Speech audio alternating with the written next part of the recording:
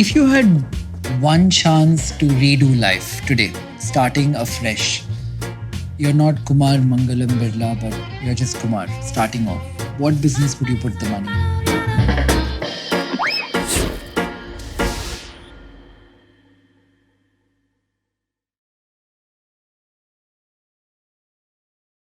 Firstly, thank you for doing this.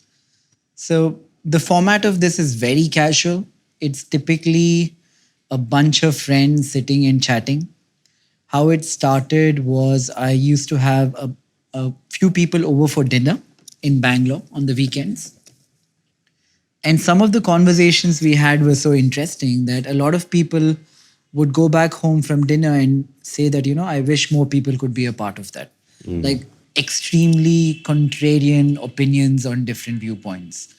So stuff like that. Oh, that sounds interesting.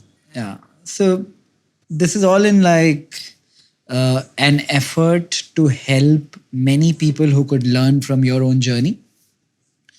Most of our audience are entrepreneurs and wannabe entrepreneurs who are quite young in the age bracket of, I would say, 15 to 35, 40.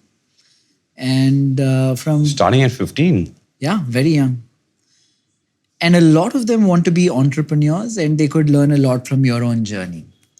So, if I could start at the beginning, wherever you want to talk, and think of it as a two-way conversation. If you feel like you want to ask me anything, Sure. feel free to ask me anything about anything, and I will try and answer as honestly as I can.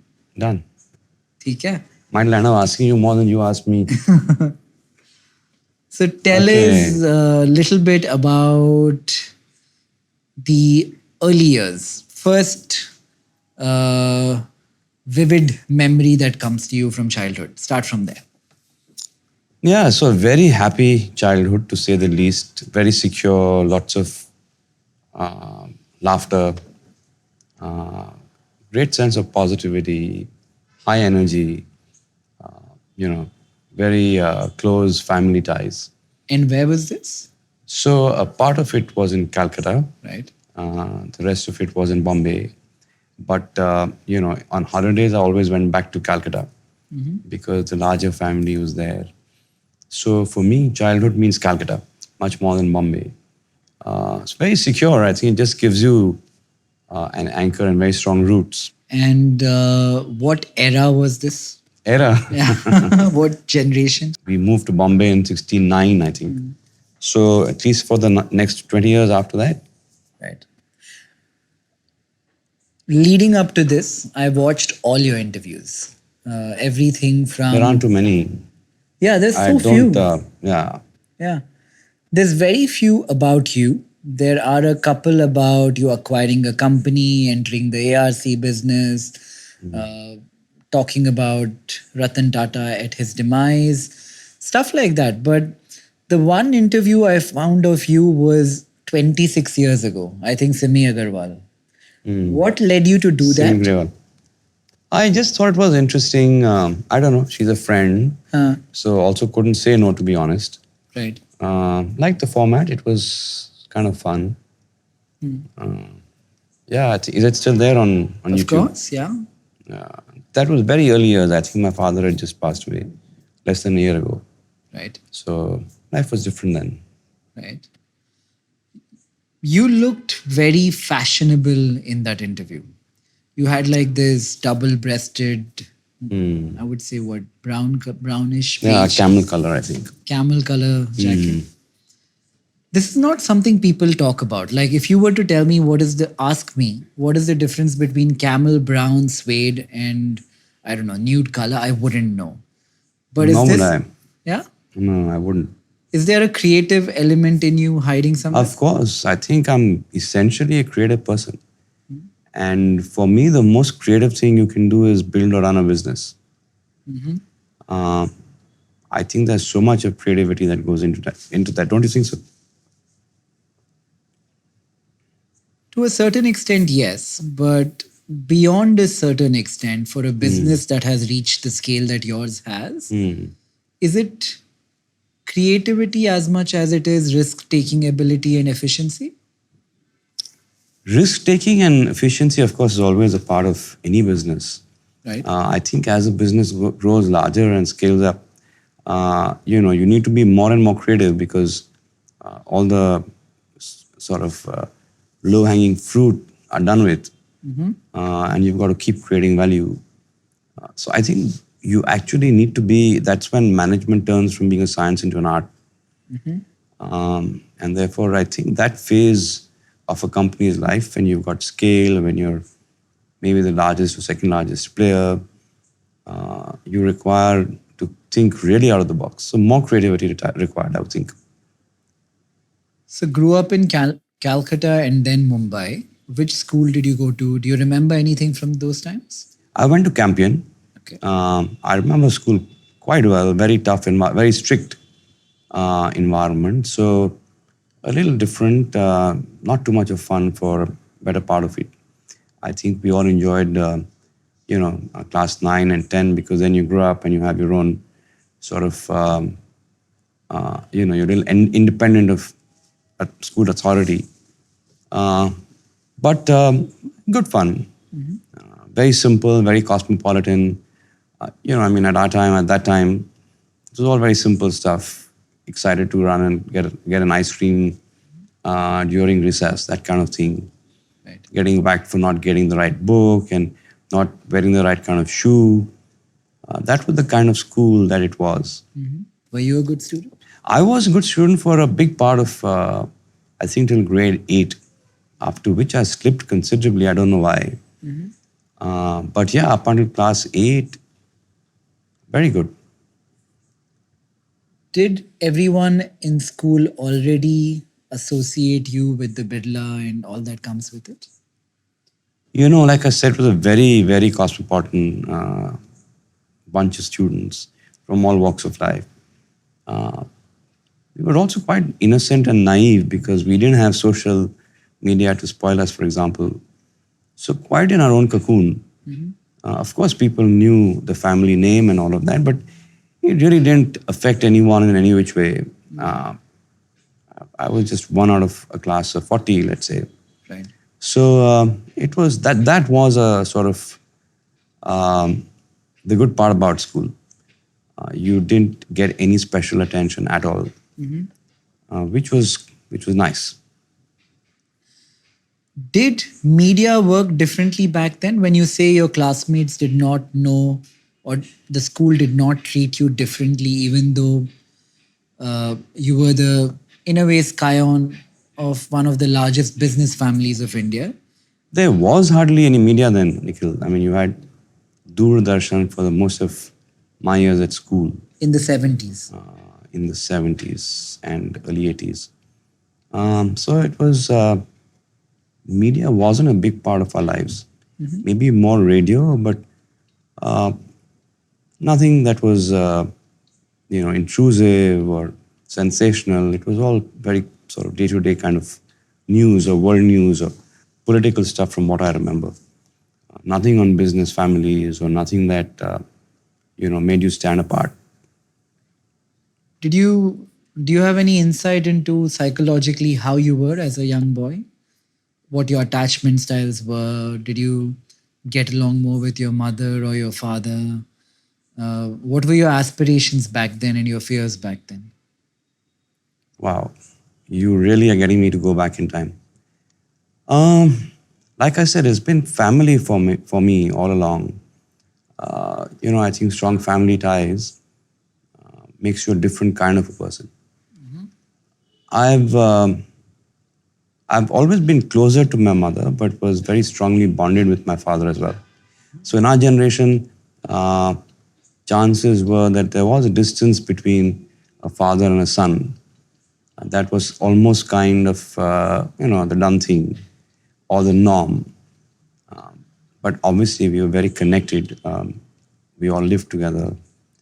I think I didn't have any fears or I didn't have any very complex thoughts or feelings, to be honest. When I look at children of that age now, their lives are so much more complex, right? They know about every student in every school in Bombay and what happened. I mean, if something unusual, out of the way was to happen. Let's say a kid was caught taking drugs, the whole of the city's children would know about it, Right. although it wasn't in their school maybe. For us, it was one class above us, one class below us. That's all we knew. We were quite happy with ourselves. So I don't remember having any kind of fears. The only fear was about exams, maybe, as simple as that. I was always a last minute student and got into trouble with my father for that. So that was perhaps the only fear. Aspirations at that time, again, we were so unexposed in many ways. So it was all about school. It was about school. It was about, you hung out with some friends, lots of cousins. Not too many aspirations at that point in life, to be really honest. Just, almost one exam to the other, so to speak. They were the sort of bookends of life at that point in time. So it was quite a, uncomplicated, easy childhood. I don't remember feeling any kind of complex, inferior or superior. I never felt any jealousy or envy or nothing negative at all. I think it was always, that was always the atmosphere at home as well. Right. A little stressed because I created that stress for myself. I wanted to always do well. Not that it was, thrust on me, but that was an expectation I had from myself. That perhaps was the only stress at that point in time. If you had to go back in time and think of the most stressful thing that happened to you between the grade of 5 and 10, is there a memory that pops out? I think the ICSE exams, they were quite a, The 10th standard. grade 10, very hyped up, very scary for most of us. That by far was the most scary thing up until class 10. Right. Otherwise, it was just a very simple childhood. We grew up, a lot of cousins together, lots of fun. I studied as well. Soon after that, I started to study for my CA. But up until 10th, it was only about the most worrisome thing in life was examinations. Right. A lot of what we are today, I'm a psychology fiend, so I like reading books on psychology. Not that I know too much, but the little bit that I know tells me that a lot of how we are today are determined and defined by events that happened in that duration of our life.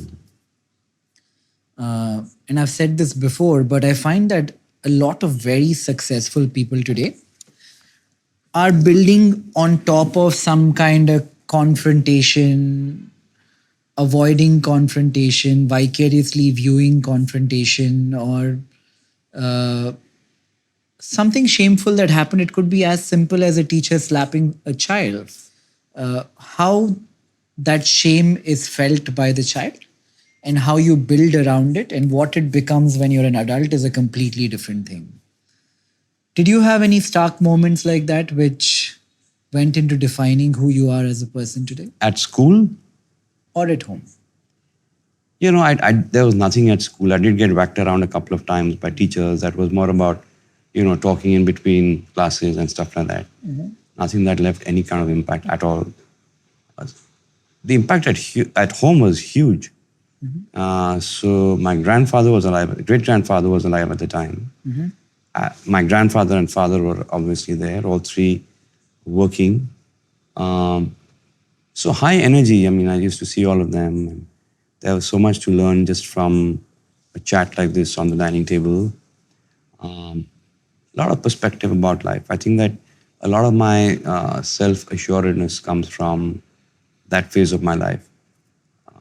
Because they were encouraging, happy to let you explore.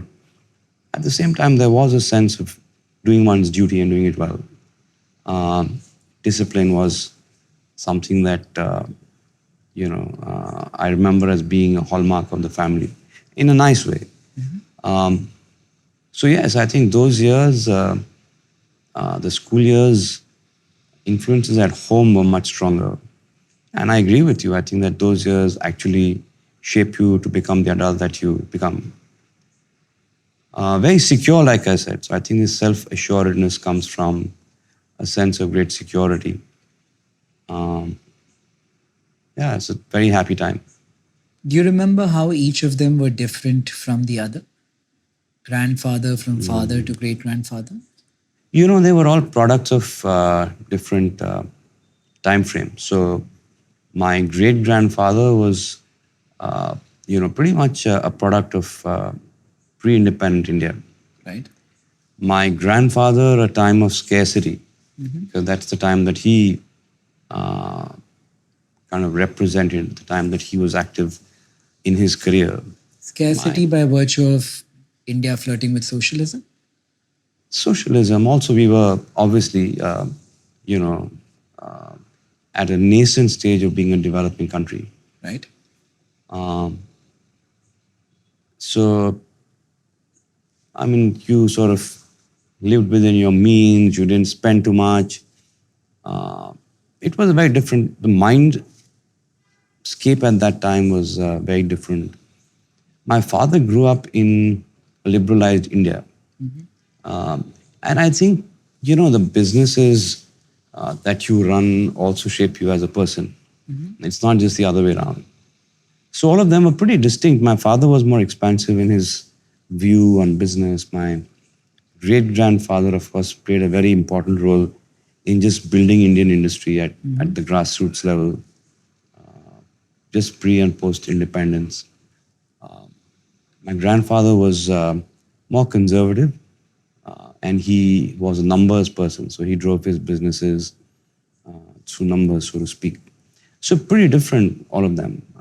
Interesting. So when your grandfather was around in a time of scarcity in the country overall, when he saw that change, did he change? No, he remained very much the same. He passed about 5 years ago, and I happened to go and open his cupboard after that, looking for something. He had 5 kurtas and dhotis and 3 suits, and that was about it. Just to get him to make a new suit for himself was like a major project for my grandmother and my aunt. That's the kind of life that they were used to, and that's the kind of life that we got exposed to through them. So I don't know many people who have had or who've been told to go back into the room and put off the light or the fan. That for us at that time was, pretty kind of common, because it was expected that when you leave the room, you put on the fan, you put off the light. So we had a brush with that also since we were growing up then. And that in itself is a big piece of learning. And your father, very different to your grandfather? Very different. The values pretty much remain the same, but I think he was more of a risk taker, wanted to expand his business outside the country more aggressively. It was also a different India, right? So you could take bigger bets than, say, my grandfather could. Right. Didn't have the opportunity then in any case. So yeah, they were all three very different people. I had a great rapport with all of them. Every equation was very different, as you can imagine. So yeah, a lot of love and a lot of good cheer and laughter. Closest to your grandfather and then your father? Difficult to say, actually, Nikhil. Very different equations with all of them. My great grandfather at that time, when I was growing up, I spent a couple of hours every Sunday with him. So for me, he was just my best friend. I'd drag him for a movie, and he'd take me to the aquarium. That was pretty much the only thing you could do in Bombay at the time. My grandfather was doting. He just loved me immensely. Just an ocean of love. Both of them.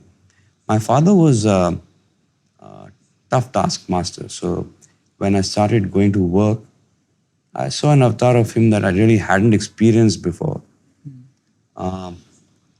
which was different. I think when in our company people come to me and complain about being under a tough boss, I'm thinking in my mind, they have no idea what a tough boss can be all about. Can you elaborate? How was he tough? Like, what did He he was say? tough because you just had to be on top of things all the time. You couldn't nap at the wheel even for a minute in the day. You'd get caught out in some way or the other. So he was just very demanding. He also gave me a lot of space, I must say, much more than, let's say, fathers at that time did. But he was also very demanding. And he was very driven and very demanding of himself as well. So I think that was fair. What age were you when he passed away?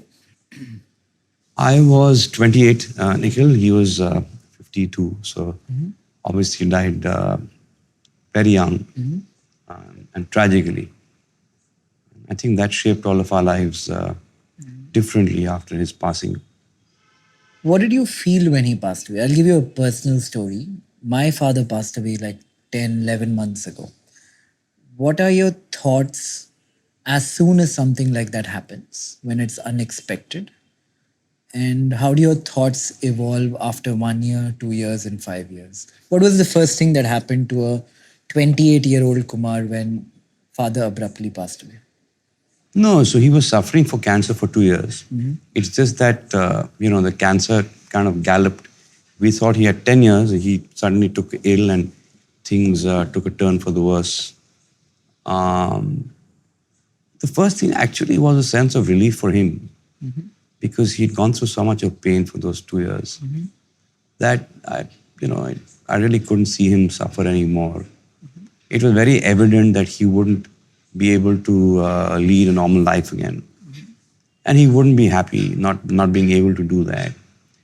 So I really think the first feeling was one of relief for him. Then you start to feel this emptiness. I never really thought this would happen. You did feel a sense of loss. You also started to feel a sense of big responsibility that falls on you. And I think work was my biggest escape.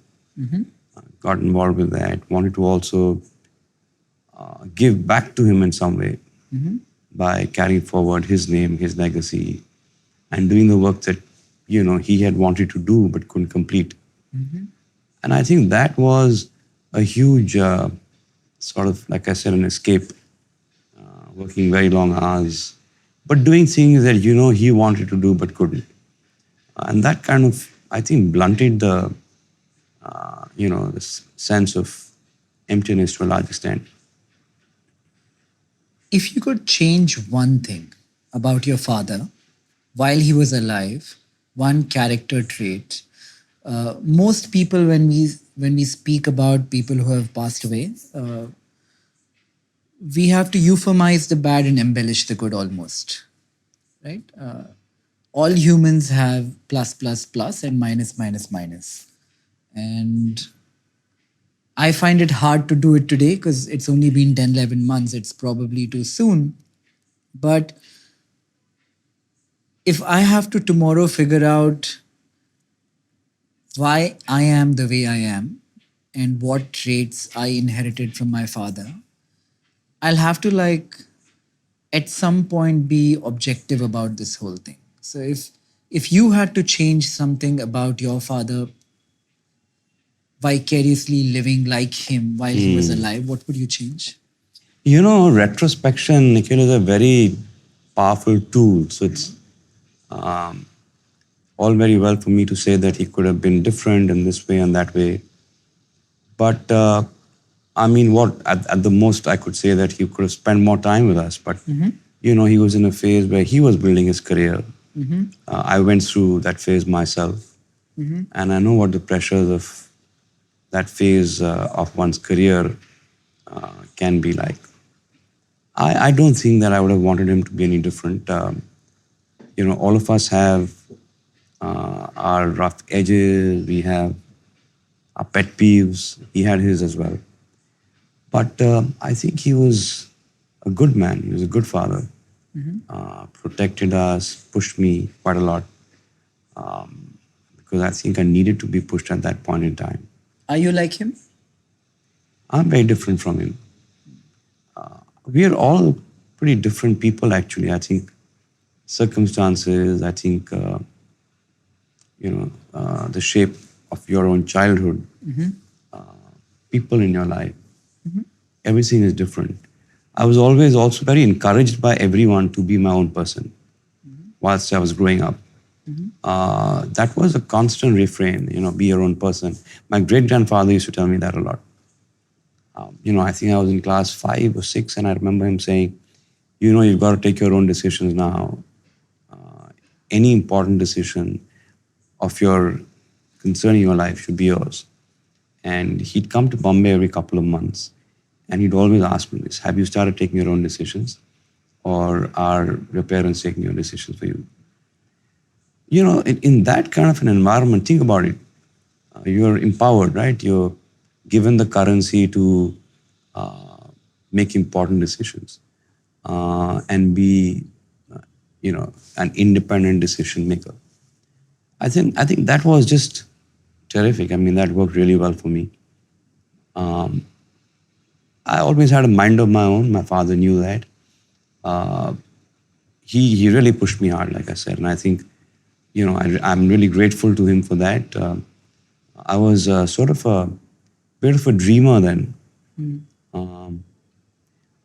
and that drive, was required. And what did you dream Which he about? pushed me into. He almost pushed me off the precipice, so to speak. And when you say dreamer, what did you dream of doing? What does the alternate life look like? Nothing. I had no other plan. I always wanted to join him at work.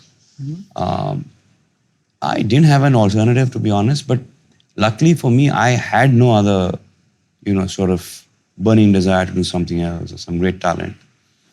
This was something that I'd grown up seeing around me. I'd always been fascinated by, and so it was pretty much taken for granted.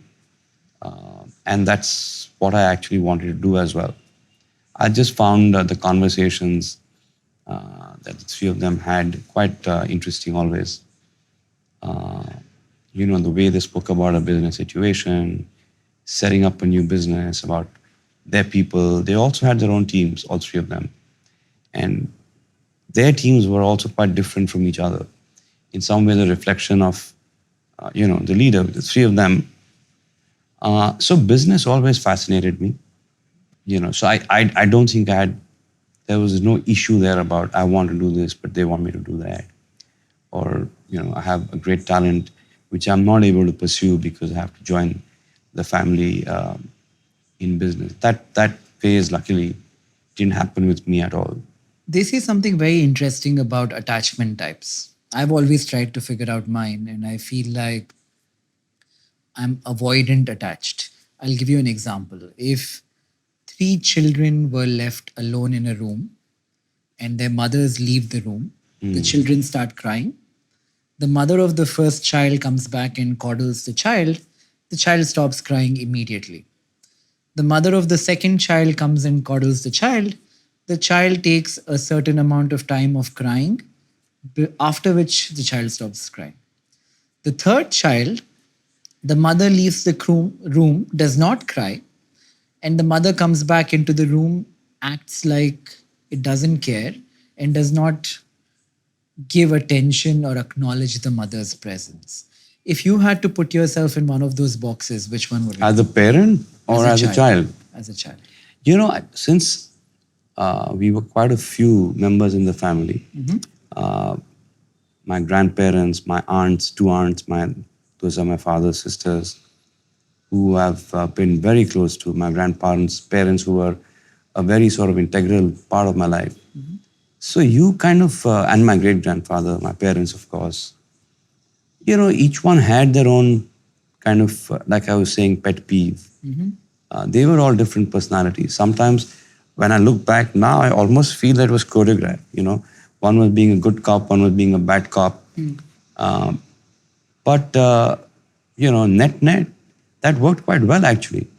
If, let's say, I had a parent who believed, in, let's say, in tough love, and no one to in the family to soften that for me, I think that would have been much tougher.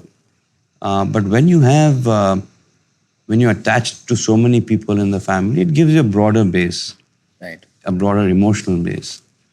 So it worked as a team, I think, like a pack. And that's true for all of us, I think. We all kind of, we're part of a family, obviously, and we're like a pack. In love today, is it like that? In a relationship where you're in love with the other person, are you very emotionally availably attached to the person? Who, me? Yeah. Very easily emotionally available, yes, but to very few people. Who comes on top of that hierarchy? The children, of course. I think that's true One for of them? all three of them. I have a different equation with all three of them. Right. They are all three very special kids. I'm sure every father thinks that about his kids. I definitely do about mine. But, emotional availability, I think, has to be restricted to just a very few people. Right. It can damage you otherwise. Right. Um, How many people do you think that should be? in that, the lucky 5 or 6, I'd say 6 or 7. Right. I wouldn't want to be emotionally available to more than that. I mean, how would you? Isn't that a very taxing thing? It is, yeah. I don't think I'm very emotionally available. It's a big flaw of mine. I didn't, this is not a self actualization thing where I realized it, but I've had multiple people tell me I'm emotionally available. And today I'm at that place where if more than 2 or 3 people tell me something, at some point I have to acknowledge it. Acknowledge it not outwardly, but to myself. Maybe there's something to it. So I think I'm a fairly emotionally unavailable person. What makes you like that? Actually, what's the problem in being like that? Yeah, I feel like my hierarchy, they say whatever's on top of your list of hierarchies that you believe in is God for you. I feel like my list of hierarchies might be slightly different from somebody aspiring to a very balanced life. I'm in that phase of life where balance is not the ultimate goal, but maybe stupidly, I have my own little qualms and ambitions that give me short term validation and I chase them. And maybe that makes me emotionally unavailable. You're saying that this is about work-life balance, or in what way do you mean that? I feel like balance between everything, not just work and life outside of work, but the philosophical definition of balance, I think, is a balance between self actualization, spirituality, figuring out your place in the ecosystem, where the world is. I think it's much broader. I don't think I play any part in that or I spend enough time dwelling on that. Even the work life balance, I don't really have it. I'm Not working do I. all the time. Yeah. Yeah. And I don't think I can ever. I mean, I don't think I'm made like that. Yeah. Um, But isn't that one of the things you wanted to change about your father? my father? Yeah. No, not really. I mean, why would you want to change anything about anyone? I'm saying that today when I'm 57. I didn't feel that when I was at your age. But honestly, I mean, the only thing I can think of is I wish he'd spent more time with us. Right. But after having been through that phase where you're intensely involved in, growing your business, you're on a very steep learning curve.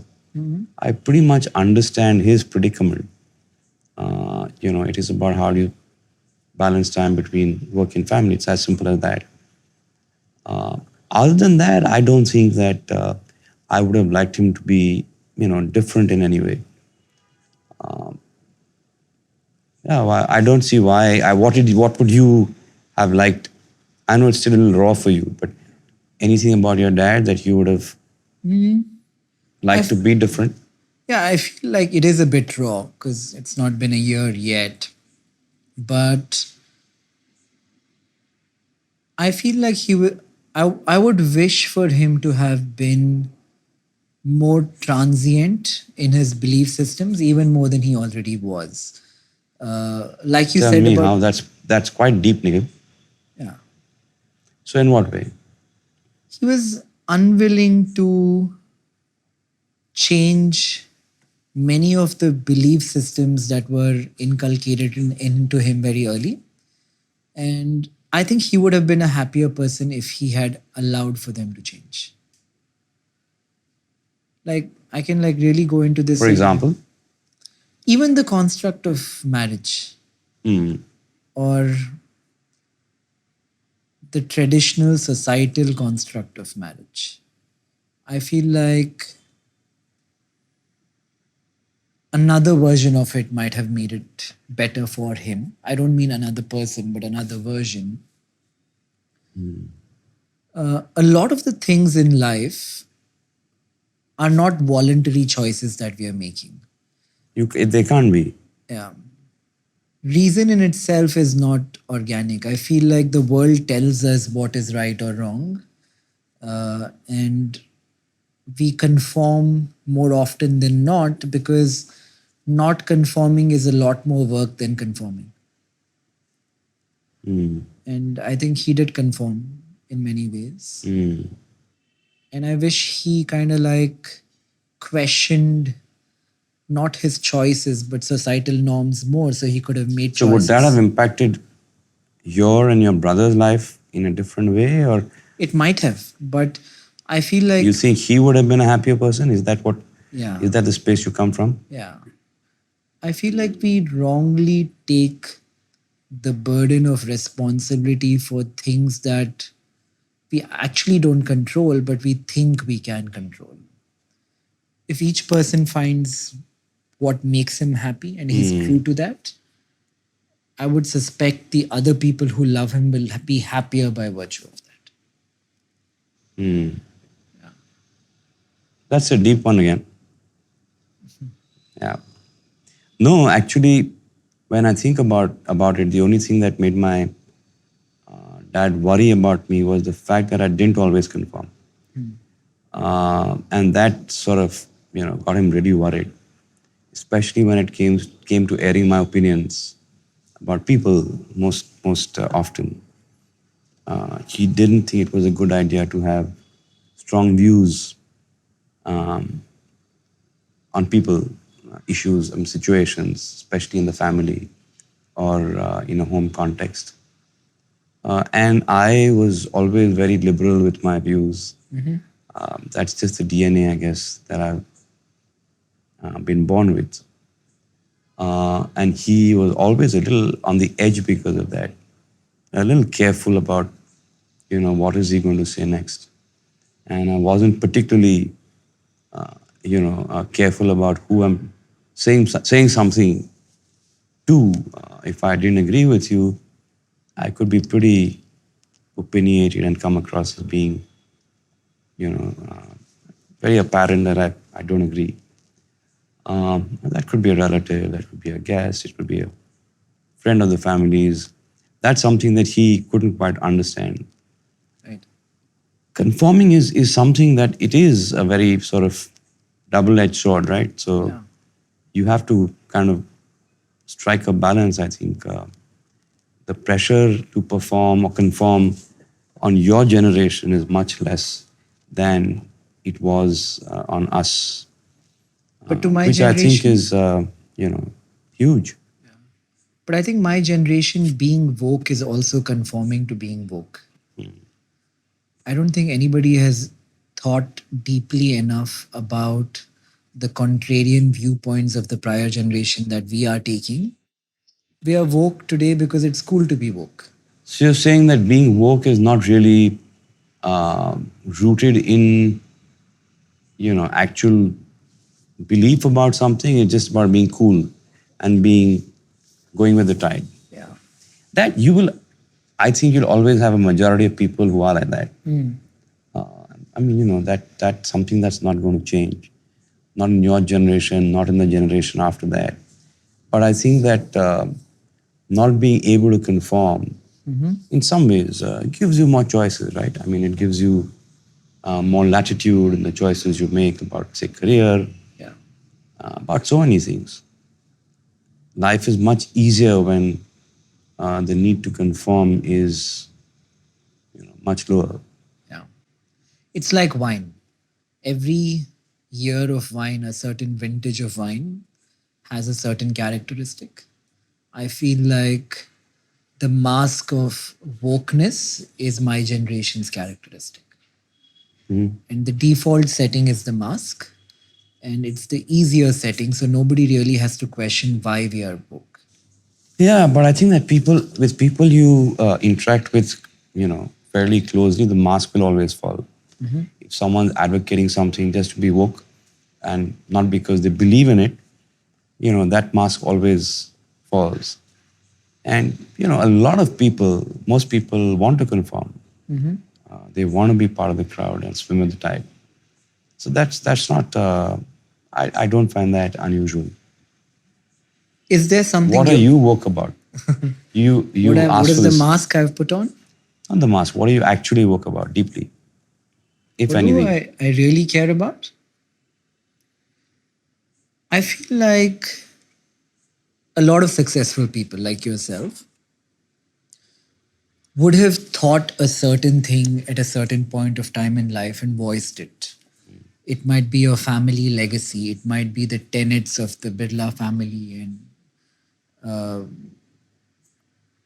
with time, we buy into this philosophy so deeply that we lose all ability to tweak, nudge, change it. Uh, if people were allowed to change their minds more often without judgment, is something I think will help humans evolve faster. If I believed in something 5 years ago and I changed my mind about it drastically today, the term society would give it is hypocrisy. The real term that should be attached to it, I think, is evolution. And we should be all more welcoming of people changing their viewpoints and where they stand in society about different things. I think it just speeds up the rate of evolution of society. Yeah. I think that's a feeling that every generation feels. So if that makes you feel any better, Yeah. uh, I I've never been someone who's overly concerned about what people say. In fact, that's I grew up being told that must be careful. Like I said, I was quite open about, quite strong about my opinions on things and people. And my friends, my cousins would tell me that you don't seem to care about what other people are saying. Look at what he is saying, what she. It's just something that doesn't affect me. It never has. I mean, of course, one understands one's responsibilities and duties and all of that. And as long as you're doing good with that, other people's opinions have never mattered to me, Yeah. other than my own inner circle. Not good or bad or right or wrong. It's just the way I've been, and I think that has been very liberating for me. That takes a huge pressure off you, and that comes from an inner conviction. It's not because I want to project that or want to be like that. It's just the way I've always been, and I think that's worked to my advantage. Why the conscious decision to not speak publicly about what you're thinking?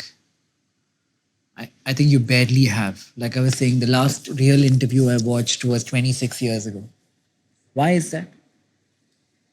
I have pretty much consciously stayed away from the media.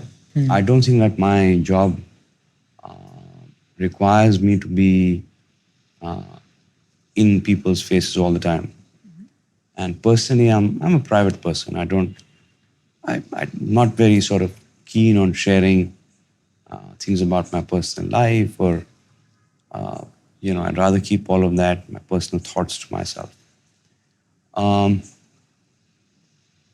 that's pretty much it. There's no other reason for that. I mean, you have platforms to express your opinions if you want to, right? Whether it's at work or whether it's with the government or whether it's your family.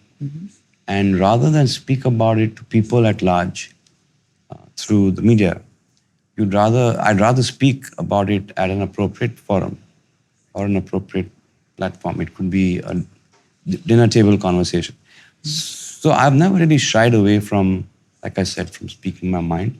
If it's something that really matters to me or bothers me, never worried about becoming unpopular on account of that, or kind of rubbing someone the wrong way if it comes from a place of conviction. But it doesn't have to be something that's known to the whole world. It's something that I think needs to be spoken of to the appropriate audience. If you had zero fear, like I'm scared of so many things, right? Like I'm scared of judgment online. I'm scared of perception, government, regulator, this, that, the other, like 100 different things. If you were scared of nothing and you had to say one thing that society needs to hear, but nobody is saying it, what would it be? What would it be for you? Give me an example. I feel like men's mental health is as important to society as anything else, and we should give it the place and weightage that it deserves. Your turn. Yeah, no, I think that, equality in terms of, let's say there's a marriage. I've seen this so often, girl side, boy side, and the whole societal construct around that. What is expected of the boy side? What is so much more expectation on the girl side? That kind of equality is something that I think we need to,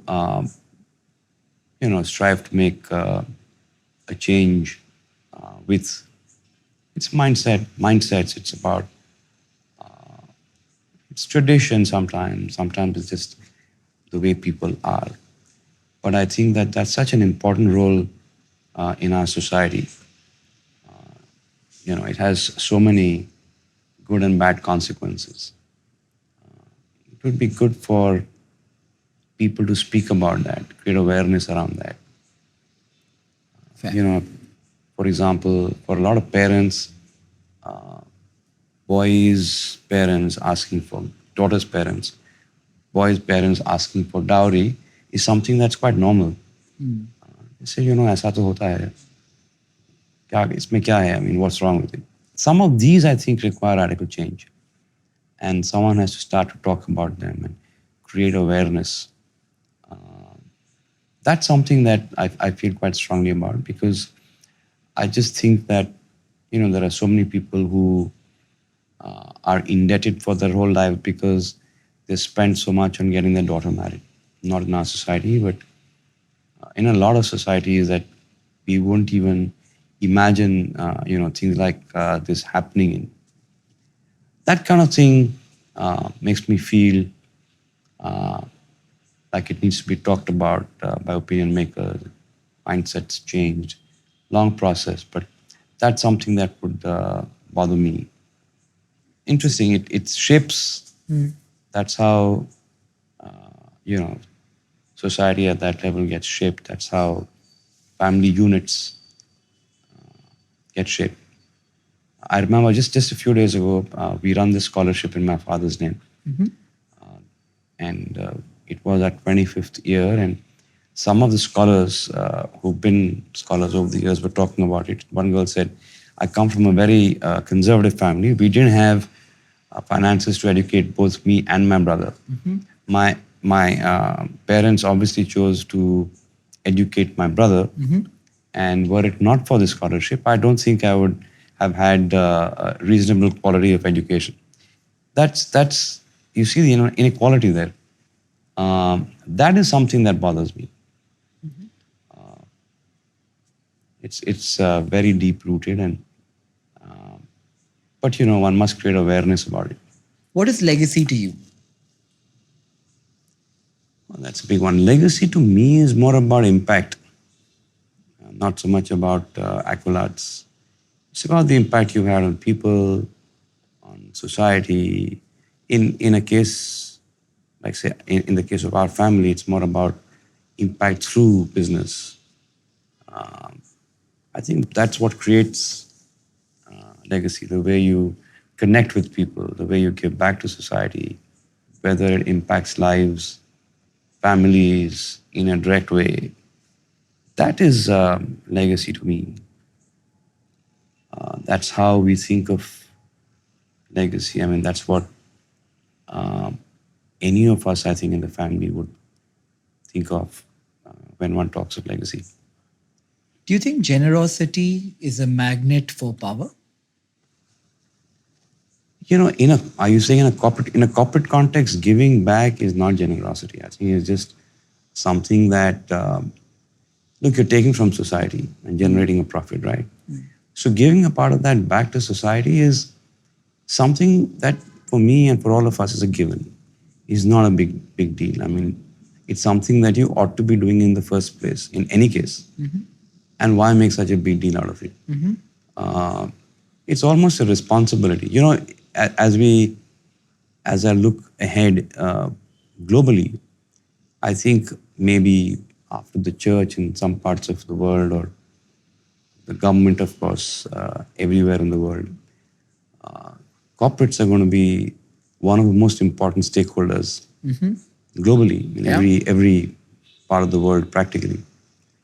So that comes with the inherent Would you say responsibility. Would you say that order is state, church, corporates? Church, So, I'm adding like all religions. I think even if that were to be the case, I mean, that's always up for debate, but the point remains that corporates still are a very important and a growing uh, part of society. And the expectation or the desire to give back is a responsibility, and it's not really something that unusual or something that's altruistic. I mean, it's just something that should be done because you're just giving back to society from which the business, forget about the individual part of it, that of course also, but when you're getting so much for business to play a role in impacting society positively is just part of a charter of business. I don't think that it needs to be called out as philanthropy necessarily. That's how we would view it, which is why also we wouldn't talk about it, not for any other reason, but a lot of people have asked as to why there is no documentation on the work the family has done over the years, over generations. And I did ask this to some of the family elders a few years ago, and obviously no one was interested in doing that.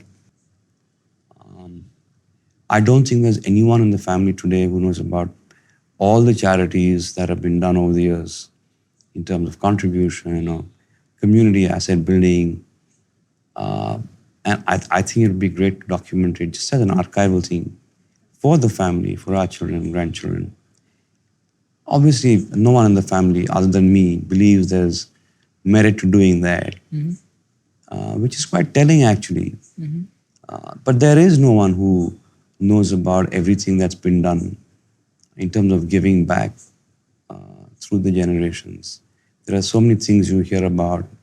Go on a plant visit and there'll be people who will come and say that यहाँ पर ये धर्मशाला है जो आपके परिवार ने आपके परिवार की बनाई हुई है. Right. And if I ask the family elders, none of them would sort of sometimes even know about it. So, I mean, it's a different way of giving. It's what some people would call gupt dan, which means it's really something that doesn't need to be talked about or revealed, so to speak. It's just in the normal course of business, normal course of life. Your family had a very interesting past with Mahatma Gandhi. Can you tell us more about that? He's such a enigmatic figure in our own country's history, but not enough is spoken about him today, maybe. And if you have any stories, any like interesting things that happened. He lived in your house in the last part of his life as well, right? I mean, this was well before I was Yeah, yeah, born, Nikhil. yeah. Um, but essentially, there is this socio-economic concept of trusteeship, which my great grandfather, having spent so much of time with him and being a close associate, came to embrace, which is that private companies in the private sector, so to speak, are more. It's more about collective prosperity as opposed to emblems of capitalism. Again, it comes back to the same topic that we were talking about, philanthropy. It's not about philanthropy, it's just about giving back. That concept of trusteeship has just percolated down the generations. Of course, one has heard about the times when he stayed in our family home, the day that he was shot, Yeah. and what happened after that, where people were. My grandmother remembered clearly where she was when this happened, and how they all went rushing down. You know, all the events that kind of happened after that. But I think the Gandhian way of living, there is still an element of that that exists. So, for example, we would do a 10-minute puja for Diwali, 10-minute puja for Holi. I used to ask my parents, why is it that we don't celebrate? So you celebrate if you want to. There's no harm, but we don't believe in this thing of spending too much time on rituals, for example, as a small thing. So there are sort of strong pieces of that legacy that also remain, which I find quite endearing actually. Obviously, much less than before. I mean, I remember my grandparents telling me, my grand aunts, how they lit a bonfire at the back of the house during the freedom movement, and they all sort of, burned their clothes that they had that were imported, started to wear khadi. Obviously, that passion doesn't sort of obviously stay the way it was at that point in time. But I think that there are elements of that philosophy or that way of life, way of thinking that still, come up every now and then within the family. And I think we're so fortunate for that. Any if you were to describe him in 3 words, just the individual, not the public persona of all that we know about him, from a story that has been foretold in the family or has come down generations, how would you describe the man? Mahatma Gandhi, that's a tough one. Liberal, I think. Yeah, I mean, I think the influence that he had on my great grandfather, therefore on my family, would indicate to me that he wasn't one to be overly sort of cowed down by societal norms. Uh, quite liberal in the way he thought, and that influence was something that rubbed off. Anything else about him? Not really, Nikhil. I mean, when you go to our family house, which is now, of course, owned by the government, you'll see that it was, if you see his room, his chashma, book, like a sort of a bed. Obviously, he believed in simplicity, not accumulating for himself at all. Obviously, that's something that everyone knows about him. But yeah, I think he was quite liberal in his thoughts in many ways. If we were to go back to the innate nature of human beings and we say there is no such thing as true altruism, everybody gets some kind of a high. For the ones who don't get it from capitalism, it might be from being a contrarian, it might be a moralistic high, it might be that philanthropy gives somebody a high. Would you agree with that concept? that we are all chasing a high which only we can define for ourselves? Give me an example. Like if I were to find a person who does not believe in accumulating money, somebody who I don't want to take the example of somebody who's not alive anymore, but somebody who's alive who has dedicated his life to philanthropy, for example. Do you think that is appeasing his morality in such a way that it is giving a high which might be bigger than the high of capitalism, even because it's rarer in today's capitalistic Could well society? be. I mean, I guess it's a case to case situation. Can't generalize. But if one has spent his or her life, being philanthropic, chances are that they truly believe in that, which is why they lived a life that they chose to live.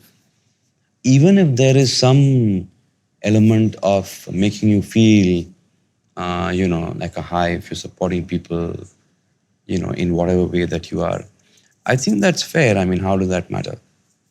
That's just the human mind. Fair. We'll go back to your high school. We went up until then in Bombay. Yeah, So 10 standard ICSE exams. Did well. very well. Yeah.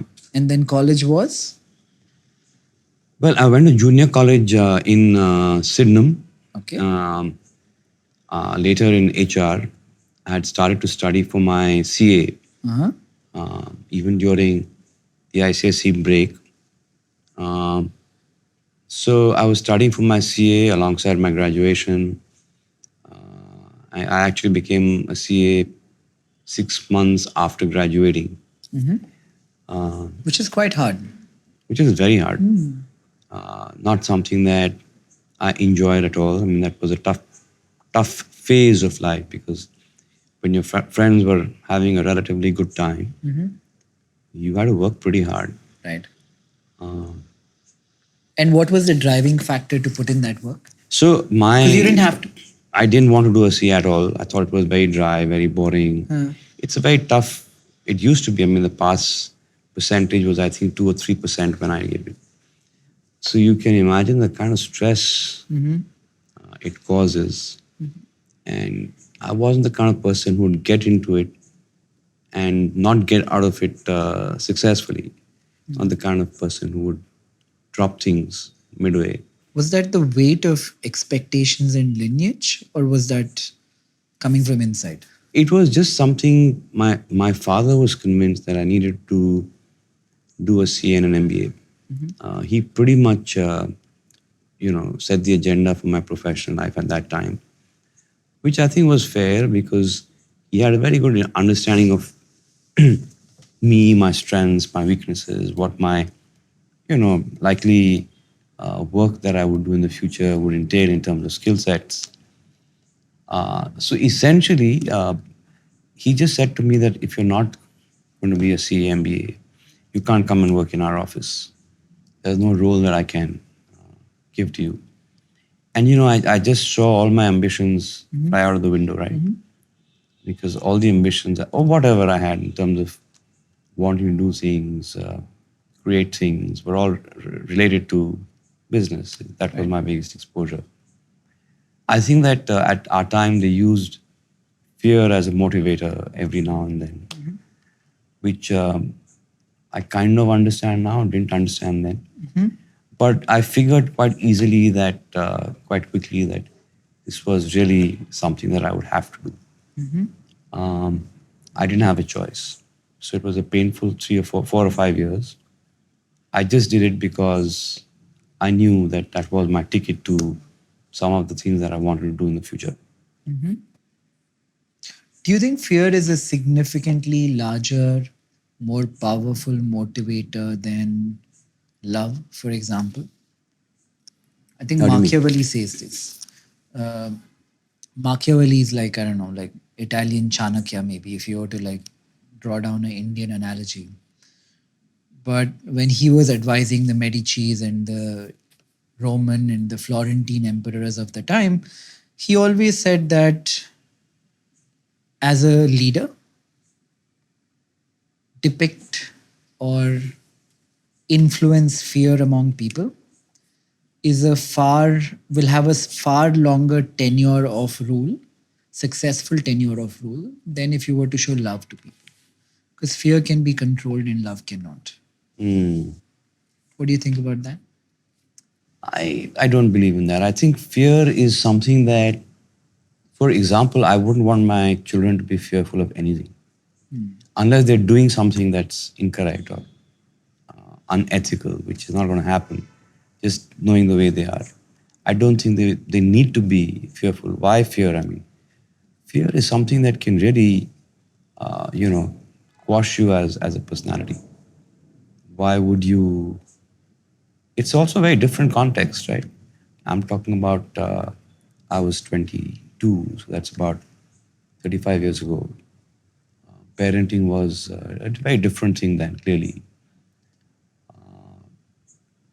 In today's context, I don't think that fear should have a role. I don't think it can have any kind of positive role to play in one's life. You have a very kind way of explaining things. I read somewhere or someone said that you never lose your cool. You've lost it only twice. I've lost it 18 times in 29 years.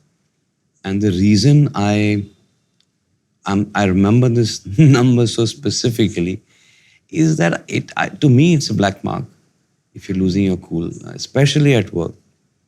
You're blessed to have so many colleagues who put in so much of their emotional, intellectual equity, their time.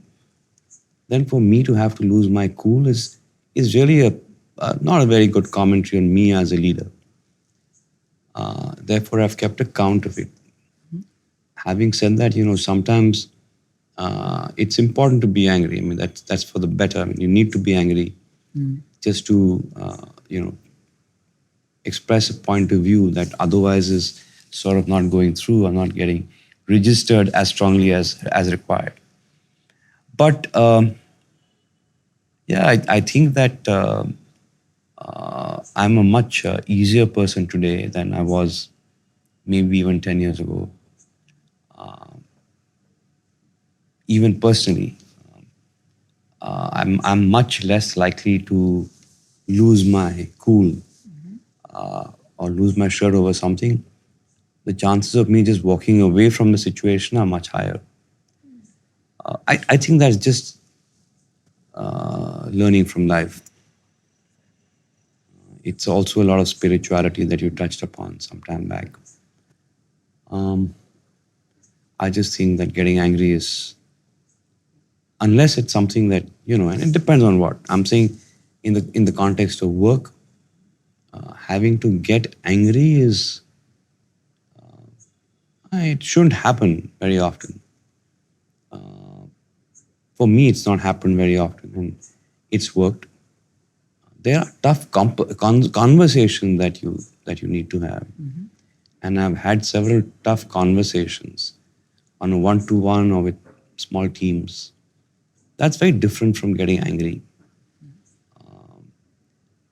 Getting angry in some way, let's say in a corporate context, is also a little bit about getting out of control, almost, in my mind. And therefore, not a very good thing, the way I see it. Are you somebody who You look like a very soft person and not someone who's going to get I never get angry. angry. Yeah. I can't remember the last time. How do you do that? I feel like how I arrived at not getting angry is a lot weaker than it is for you. I grew up around confrontation, and I don't get angry because I want to avoid confrontation that comes with the anger. But that's So- fair. I think that's a mature way to look at it. Yeah, so I'm actually escaping confrontation, and you're likely very right that sometimes one has to be angry. But because I'm incapable of being angry, I'm somebody who's more, again, a weakness of mine, but passive aggressive. I would much rather ignore a person than confront the person, which would have led for me to need to have been angry. I don't cry much as well. Like, I can count on my fingers how many times I've cried in the last decade. Dad, How would the two be connected? uh, I feel like extreme emotion on one side is succumbing to the moment. The other side, anger, is, I think, trying to engulf the moment. So on those two extremes of that pendulum, I rarely go. Like I said, 5 times. I remember brother stroke, dad, dog passing away, maybe one breakup, and I can't even remember the fifth in the last decade. That's quite something. That's unusual. Yeah, yeah, it is So you're very controlled then. You're controlled in your emotions. fairly controlled. Yeah, to the extent that people have called me emotionally dead. People who should not be calling me emotionally dead. If you know what I mean. Is that worrying to you, or It's not. it's done in a way that it's done by design? No, it's not designed. It's just circumstance. I use the excuse of work. I tell myself that I have been an investor, trader for 21 years of my life. I started at 17, I'm 38 today. And there I do well by virtue of being non emotional and not reacting, not emoting to something. So, In work or even personally? even personally, So you've trained yourself to be like that. yeah, I think so. Also, that's a very convenient excuse to me, for me. Yeah. So I use it. Excuse for what? Excuse for when somebody comes asking, why are you emotionally like this? You say that my work demands me to be like this. No, Is I that say that maybe my work has made me like this. I do get sad. could It's- well be, right? I mean, Yeah. the work we do does shape us to an extent. Yeah. So that's probably also a genuine reason. I'm sure the work you do has shaped you. I mean, your work is 100 times bigger than my work. I think the nuances of it would have shaped your personality in so many ways. The stresses of your life which led you to being the way you are today, only you will know. No? Right. And I'm guessing you must have so many. How many people work under the umbrella now? So across the group, we have 180,000 people. That's like a country. Yeah, but it's one team. I mean, that's the way we look at it, which it truly is. Yeah.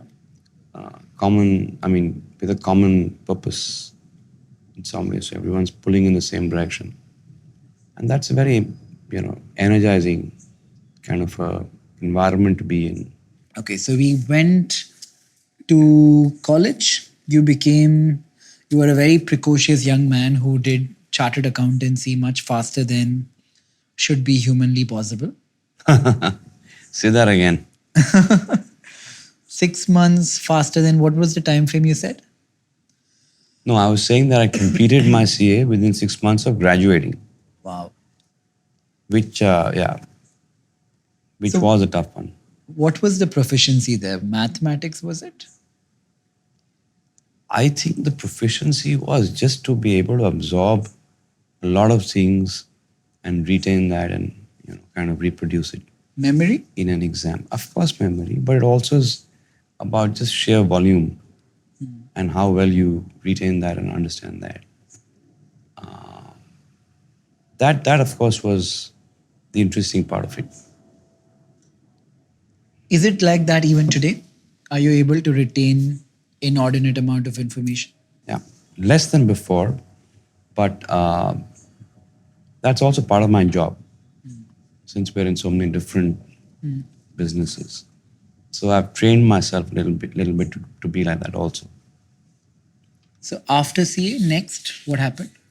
I mean, I got married, worked for my father. I was also working with my father while I was doing my CA, which meant just sitting next to him. It was like a real-time MBA. Which part of the business? So he had by then been detected with cancer. And in retrospect, I think he kind of repivoted the training program that he had for me after that. made it quite smooth for me. But he just wanted me to be with him through the day, sit through meetings, be in different situations, all kinds of businesses. Even then, in the sense, some that were doing well, some that weren't doing well, just to give me a sense of different businesses across the group, a more pan group kind of exposure, which meant that I sat with him for 8, 9 hours every day. Quite tough, but I could see very quickly that there's lots to be learned here. What It era was was real time. this? Which year? So this would be, as part of your CA, you can intern with a company, and I chose to obviously do that with our company. So this was probably when I was 18, so 85, I guess. It was an interesting time. I mean, very different time from now again. And I remember my mother, he used to complain to my mother quite often that I don't think Kumar pays attention. And I used to tell her, I'm sitting right under his nose, literally. I mean, I could almost be on his lap. And why on earth would I not pay attention? I mean, so this went on for a while, 3 or 4 times. Then eventually I told her, we must ask him to stop and ask me about what's happening, or my views, or something about what's being discussed. Because that's the only way that he will know whether I'm paying attention or not. So he started to do that. And fortunately, I obviously was paying attention and absorbing every bit of it. I kind of gave the impression that I was not being focused for some reason. But strangely, that changed my equation with him at work. He suddenly started, he said to me, how is it that I thought you don't sort of pay attention, but you simply not seem to know pretty much what's happening. You absorb very fast. And so I said, I'm almost a CA. I'm going to be a CA in 1 year. So obviously, there has to be some advantage to that. That kind of was very reassuring to him. He just said that I just feel that I had no idea that you learn so quickly, and which was a huge thing for me at that point in my career, where my father was this huge, almost like a monster the first year that I worked with him. So that was a huge shot in the arm.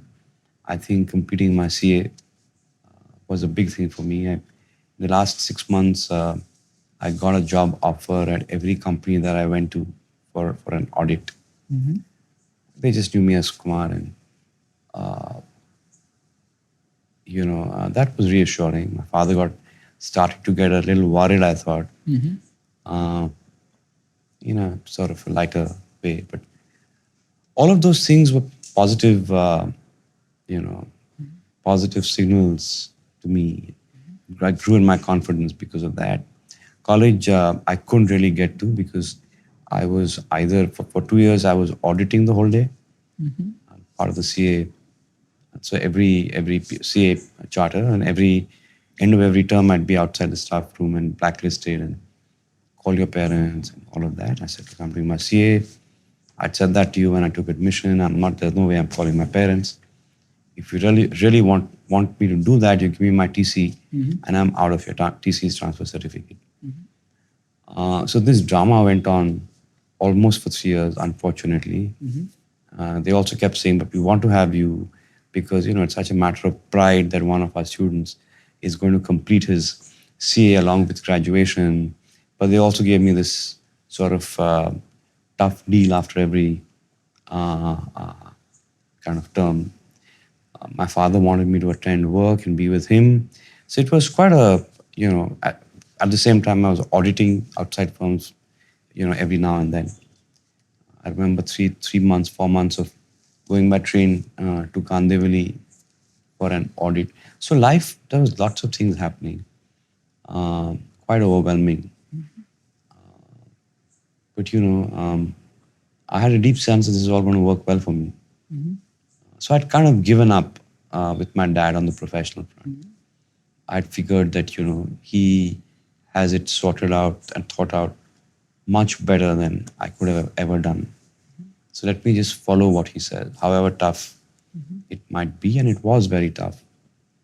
But I'm so grateful for that in retrospect, because as things turned out, he passed away very early, and I had a lot of responsibilities to take care of. But yeah, interesting time, but very tough. A lot of hard work. And I don't think I've looked back in the sense that I think I've worked hard pretty much every day since then, other than when I'm on a holiday. I think that's pretty much of a sort of bulwark of the kind of person I am. I've seen that growing up. I had three generations before me going to work every day, intensely involved, father and grandfather and great grandfather. And after that first initial years, just after I graduated and my CA, I think something that has stayed with me is the work, the fact that there really is no substitute for hard work, for smart hard work. And I think that's a work ethic that I picked up from my family, and I feel very grateful to that for that. Yeah, so it was a defining period of time for me. How was it back then? I'm picturing 85, 86, pre-liberal India. You, a 18-year-old man, going to work with his father. Like, paint a picture of your day back then. Where was office? What was the scale of office?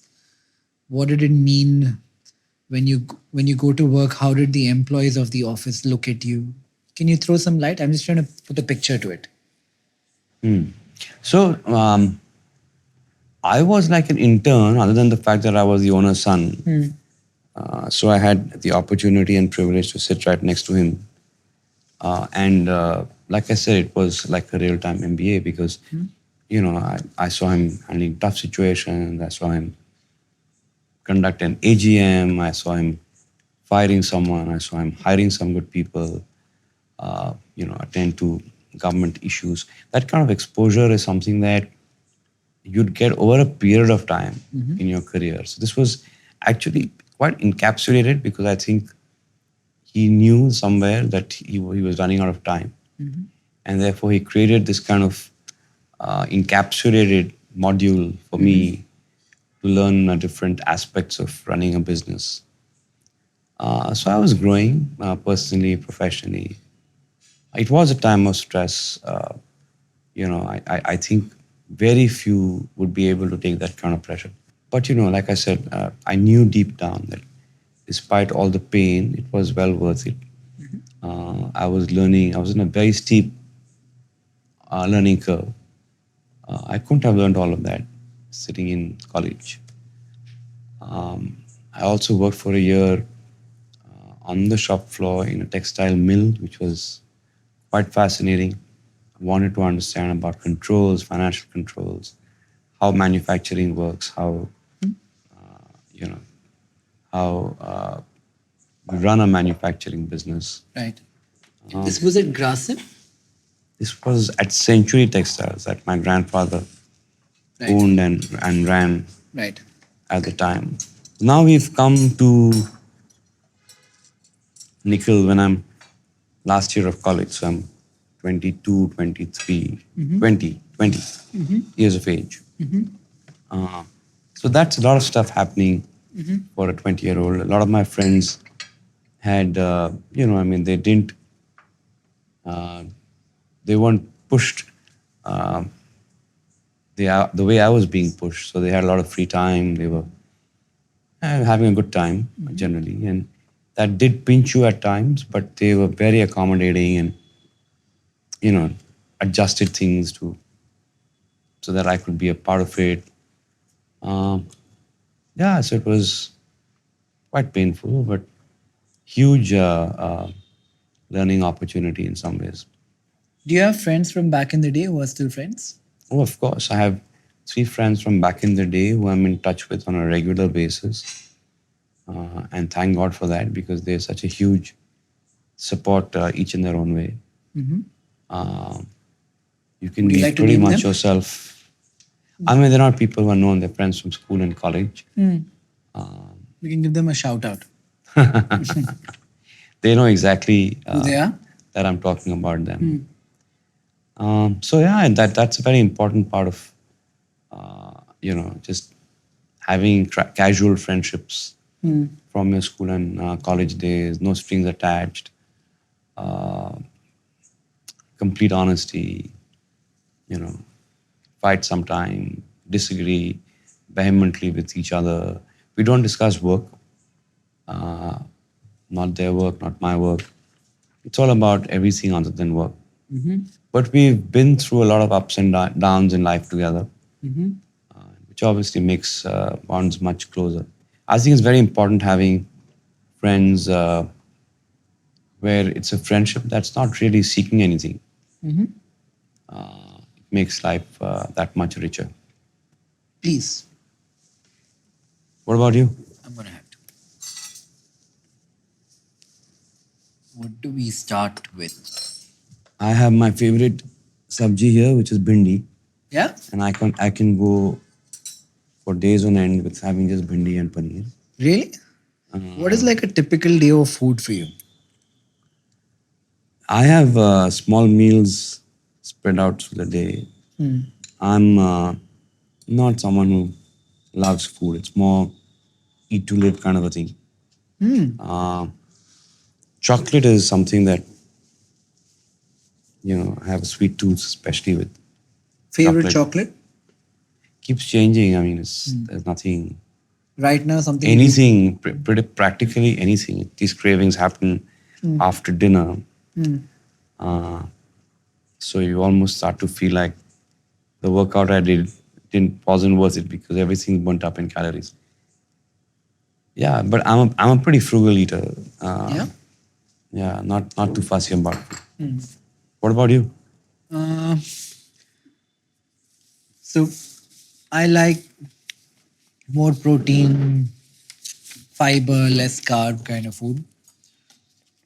Today I burnt the top part of my mouth because my cook was getting engaged this morning and he was on a holiday. So I make this particular dish which I make whenever I have to cook. South Indian dish? No, it's like boiled rice with vegetables and chicken and no masala. It's very simple. It's one pot. You put some chicken, you put some vegetables, you put some rice. You maybe add like some pepper and a couple of spices and you just eat it. It's really clean food. Makes you feel like great after eating it. So it's got proteins and carbs both. And no masala or oil or anything like that. So you had it whilst it was too hot. Yeah. I ate it off the stove, trying to taste if it's good. And I burned not my tongue, but the upper part of my mouth. So bhindi and paneer for dinner and breakfast is? Breakfast is a 2-egg omelette, followed by soup, sometime around 12 o'clock. Lunch. It's pretty simple. I think it's best to keep food simple. Meals by yourself? I reach home pretty late after work and a workout. So everyone else has eaten by then. But all of us are around. So I'm eating by myself, but the family's around. Are you a It's unlike the way it was at our time when everyone ate together. Can't be like that. Are you a late to bed, wake up late kind of person? I don't sleep too much in just 5 to 6 hours. So I sleep quite late, 1:30. Wake up about 7:30. Yeah. Typical weekend, what happens? Saturdays I work till 5 o'clock. Weekends typically is for the kids and some friends. As the kids have grown older in the last few years, in particular, they have their own program, right? They have their own plans. Um, so it's interesting. In a way, it gives you more time to yourself. Yeah, nothing that's cast in stone at all. What age is that when kids don't want to hang out with their parents and they want to hang out with their friends? 15, 16? Does it begin then? I think so. I mean, each child is different, but I think it's also important for them to, have their own group of friends and, sort of not hang out with parents all the time. Your son did very well at cricket, didn't he? Something he will pursue even in the future? No, so he played professional cricket for 7 years. After he played Ranji, he decided to give it up because all his decision to get into it, to get out of it, because he felt that staying on would mean a lot more commitment in terms of time. And eventually he wanted to get into work. So he worked with me for 4 years. He's now doing his MBA at Harvard, finishes in May. Yeah, but I can see that there's a lot of learnings that he's carried from his days playing cricket. Yeah. Attention span, ability to deal with all kinds of people, on time always, running meetings on time, the day, very disciplined. Yeah, so I think it's shaped him well as an individual. Do you think sport helps business? Sports help business. In the sense that if you're good at a sport, it'll give you an added edge when you come to the corporate world? Again, I think it's very person specific, Nikhil. I mean, you can't generalize. In his case, it really did. I'm sure he would have picked up some of these qualities even otherwise.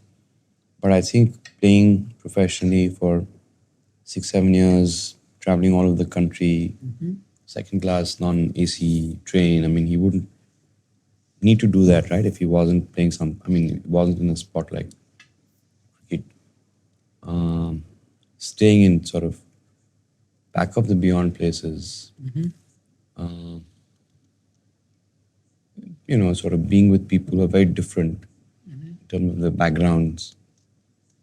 From him, most wouldn't even speak Hindi. But he, made some good friends. I think that was a huge learning for him. Started off when he did serving drinks, to the players, and then went on to play Ranji. So it was quite an experience for him. Very enriching, I could see. Did you never consider buying a IPL team? No. No? Because? Mm, Do you like sport? Do you like watching cricket? yeah, I mean, not cricket in particular. I'm not particularly a good sportsman. I couldn't understand the model of the IPL for the longest. It's about capital allocation as well, right? I mean, when you have a lot of interesting opportunities before you, you've got to make choices. I'm not the sort of person, nor is my family or my son the kind of person who would say, because I've been a cricketer, let's buy an IPL team. Doesn't work like that. Any sport you like outside of cricket? So I've played different sports at different points in time, but never really pursued anything, unfortunately. I spent the most time on shooting, and I thought I'd play at least some kind of competitive level. Didn't get to that. Not been shooting for the last 2 years because of a shoulder injury. But that's something that I find very interesting. So my track, so to speak, is 10 meters pistol. And it just is so exciting. I mean, it just takes your mind away. It gives you feedback as to how good or bad you are, which I think is quite important to me. That's the reason why I like the sport. But I think it's just something you really enjoy. So tomorrow, if the world were finding a more dystopian version of itself, you'd be good with a gun, My God. if need be. It's not like I'm spending a lot of mind space or time on it.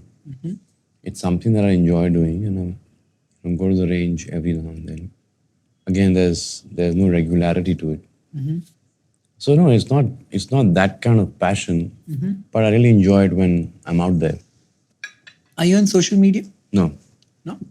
you are a lot on social media. What made you get onto it? Not very active. I would post something maybe once in 10 days or something like that. Not much about my personal life, really. So the objective is what? The objective is getting more distribution. More distribution in what way? The more number of people who follow you or who are looking at what you're saying is more.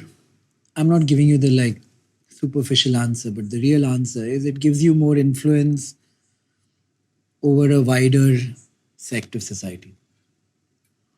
And what do you want to do with that influence? I mean, that's a very positive thing, but Yeah. how do you look at it? I don't know exactly what yet, but if I feel like something has to change in society, it gives me a good mouthpiece to say these contrarian things that maybe I think need to be said and other people are not saying it. Yeah, I do get into trouble for saying it. And I constantly change my mind about everything. I go to the extent of thinking that authenticity itself is transient. My authentic self today is going to be different from my authentic self tomorrow. So I do get called out for changing as often as I do. But I feel like I was saying earlier, I think that change is necessary for evolution. If I were to, So this changing all the time is just being irrational, or is changing because you have evolved, grown, and therefore you have a different point of view? changing because you have more evidence at hand and now the pluses and minuses stack up on the other side. But that's true for most people, right? With new experiences, Yeah. your perspectives change. Is there something that you believed in and committed to very strongly that you no longer believe in? Something from when you were younger? No, I don't think there's nothing I can call out. Is there something like that for you? What sort of thing would you be referring to? Even something like a economic policy. There might have been times back in the day when I spoke for benevolent capitalism maybe being stretched as far as being known to be socialist. Now it doesn't make sense to me. At some point, it felt like the right thing for society to. What made you change your point of view? I think just more research. And Your own experiences, maybe. Yeah. I feel like in a family you can be communist almost if it's your family. With a group of friends you can be socialist. But as the group becomes wider, I don't think socialism works because trust factor falls very quickly. We don't trust people inherently that we do not know. That we do not know. Yeah. Or have never seen. So socialism can work for 10 people, but I don't know if it can work for 10,000. What makes you think about this? I'm really intrigued as to why would you think about this? There is something, obviously there is something underlying that makes you want to know more about this. I feel like the most interesting question in life is to figure out why we are how we are. Like You mean as individuals? individuals extrapolated down to society. I feel like I have no clue why I want what I want, why I do what I do. A large part is it to conform, but outside of that, why did I become the person who thinks, say, he wants to do A, B, or C? I have no idea. It comes from some interest in psychology and philosophy, one of the two. When you go back to your childhood, for example, you don't see any strains of connect with what you've done professionally. Nothing. If I was 14 years old and you asked me what do I want to become when I grow up, I said the most conformist thing of the time, which in my vintage was I want to be a astronaut or a pilot or something like that. But I can't paint a bridge from then to now. Why would that bother you though? But it doesn't really bother me. If I were to leave my profession and all of that aside and think of very innately what I want as a person. Like if you were to ask me, Nikhil, you're 38 today, what do you want from life? Why are you the way you are today? It feels like an interesting thing to ponder about, spend some time dwelling on what made me the way I am. And I think that's all psychology essentially. Every school of So you psychology think is about to more that. from the point of view of shaping your future, or No, why do you think about it? just understanding the present. I don't think I can ever shape my future or change something about me that already exists. Um, if I'm petty, I'm going to remain petty. If I'm jealous, I'm going to remain jealous. If I'm insecure, I'm going to remain insecure. Why do you feel that way? I mean, people do change, right? Circumstances change people. New exposures change people. I feel like if it's a mask, you can change it inherently. If that's a trait in you, I think it's hard to change. I don't want to change anything. I don't want the contradiction of having to make an effort in saying, I was petty. I must not be petty. I don't want to make that effort, and I don't think I can. But I just want awareness of why I am petty and how I got to be petty. Yeah, What would you do with that? nothing. Just know. Yeah, just the awareness. I don't think there's anything I can do with it. Is that a learning for the future, or what would you do by just what would you do by just knowing? I think I would just understand life a little bit better. If I'm able to figure out why I am the way I am, will just give me a little bit more understanding about life. And I think that's all I'm hoping for. It's a really big question for me, actually. Which is, Why I am the way I am. These are interesting questions that I don't know if I'll ever have the answer to, but I can ponder about. Yeah. you're a very introspective person, Nikhil. I mean, I'm quite amazed at how many things you think so deeply about. Is that something that you've always done, I or is would it say, something that it's a trait that you picked up from no, I've your always parents, or is that just you enjoy doing that? enjoyed doing it, I think. Not like I found any answers. I probably have more questions than I began with, but it keeps me occupied. You have lots of things on the work front, right, to keep you occupied. Yeah. Where do you get the time to think so deeply about so many different things? I have enough time. I've realized that most of what I do is pretend to work. I had this conversation with somebody at some point of time. It's likely different for a lot of people, but one day I was sitting in my office and having this conversation with some CXO of our company and my brother and a couple other guys. And we all started saying this one after the other. One is like, okay, I pretend to work X hours a day out of the insecurity of knowing you're sitting in front of me and pretending to work. I don't think I do productive work for more than, It's I don't quite know, complex. maybe like 90 minutes a day. And that would be pushing it. The rest of the time is very repetitive work. And if I were to ask myself the question that I'm excusing my persona from that situation, how much would change? The answer most often that comes back to me is not much. Not much would change If I was not there for very many things. is that because the business has got to a groove and No, doesn't require so much of your attention and no, it's not that. inputs? It's not that. I feel What is like it then? there are smarter people out there who are better positioned to make many of the decisions I make than me.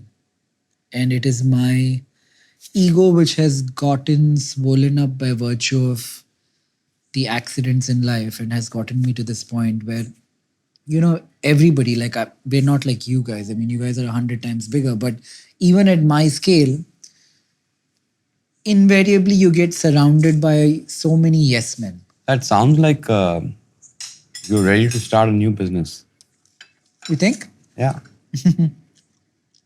ले लेंगे?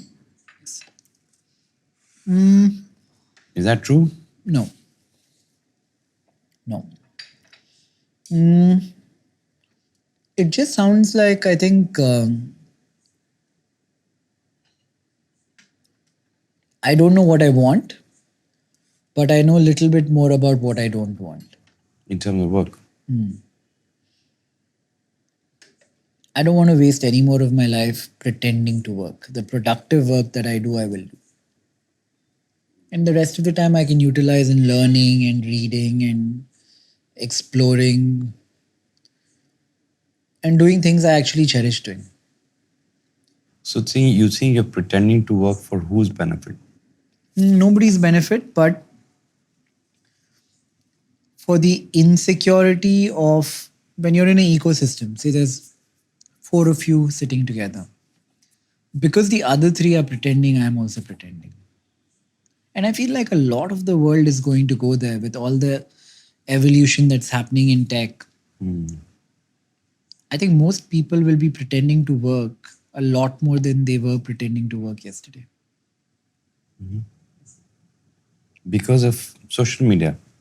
Because of also tech making their jobs far more efficient if they so choose to utilize it. That's quite unfortunate, don't you think? So much of pretense about working when you can do so many better things in that same time. But I think that's been society from the beginning of time. I feel like in that hierarchy, every manager does lesser than the people he manages. And every manager's manager does lesser. It's actually like inversely proportional to the reward they get for the work. Could be because they've grown up the ladder, right? So they've been in a situation where their subordinates were or are, and they've gone through that rigor. That's quite possible, I think. So is your work pretty close to where you live or your office? Or Yeah, it's not far. I guess that's a way to walk around this situation, right? Yeah. Yeah. We can have that. I think you like dark chocolate? Yeah.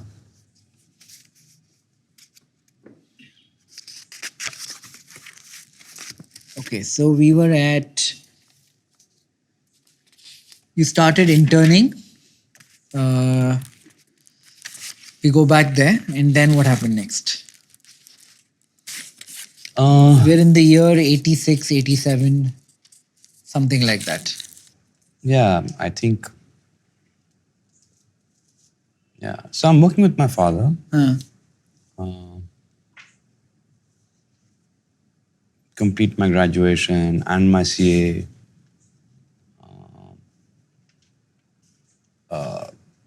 It's a lot of work, but good work. I mean, it's good. You get wrapped on the knuckles once in a way, but you learn to sort of accept that as a way of life. Also, the intent is right. I also start looking at some of the units independently, and I feel a great sense of almost like gratitude because all my friends, I mean, their fathers treated them like they were nothing on earth. And if I got the opportunity to have independent charge of fertilizer unit and a cement unit, that really meant a lot. And that was huge learning. Um, Different time. I mean, my father and I would sit at the end of every month and he would analyze or want me to analyze all the breakdowns that happened in the 3, 4 cement plants that we had, which was quite painful. But it was relevant because at that time you sold what you made, right? There wasn't anything, any other variable that was important. But it just be very boring, and I used to think to myself, I want to have so many kilns that Papa can't ask me to be doing this every month. It was just such a boring thing to do. Uh, but yeah, it was, like I said, steep learning curve. Uh, I got married in 89.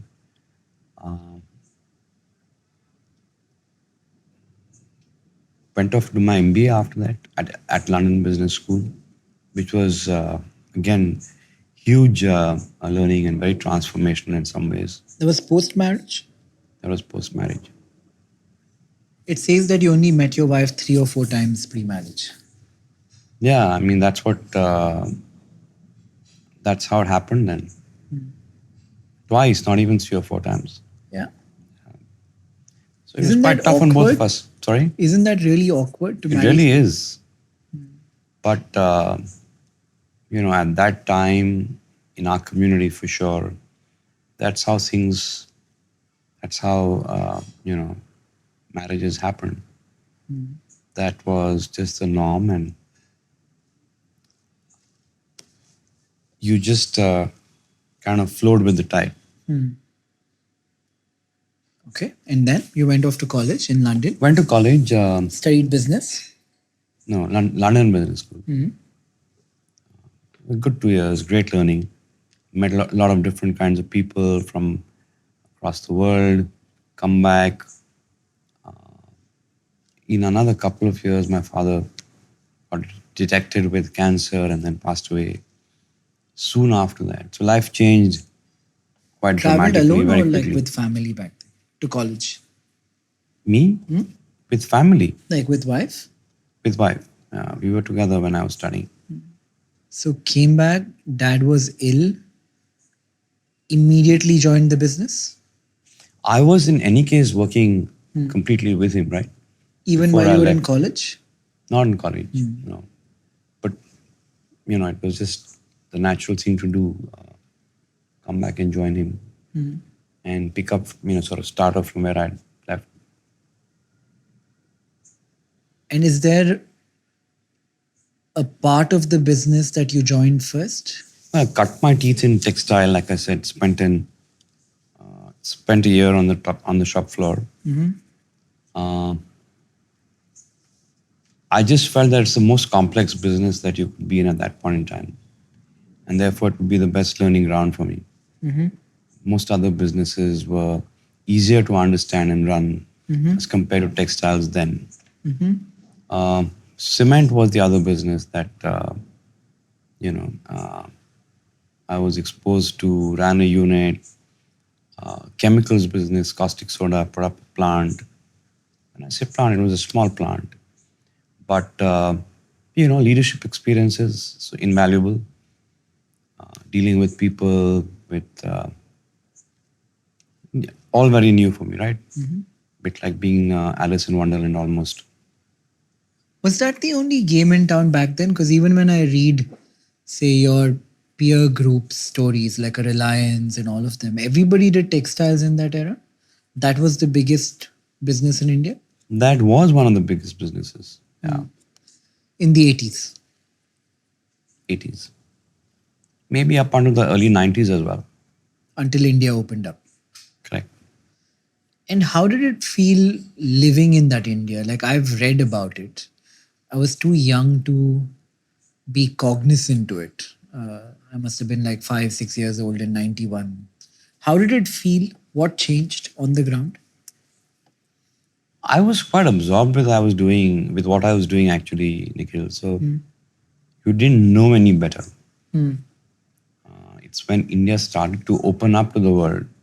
And when you In say open 95. up, can you elaborate? What happened when you say open up? Liberalization. Hmm. So tariffs started to come down. You had foreign investors coming into the market in India and investing in your company. Therefore, investor expectations were different because their profile was very different.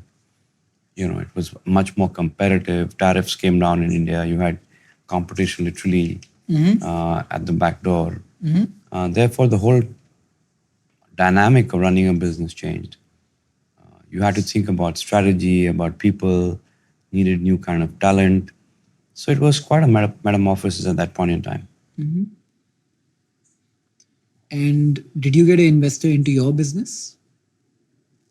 Um, no, when I say investor, I mean they were also investing through the market, right? So the profile of investors who were invested in your company. You didn't have private equity really back then the way you have it now. But when you have a different investor pool investing in the company, then investor expectations start to change. You become more accountable.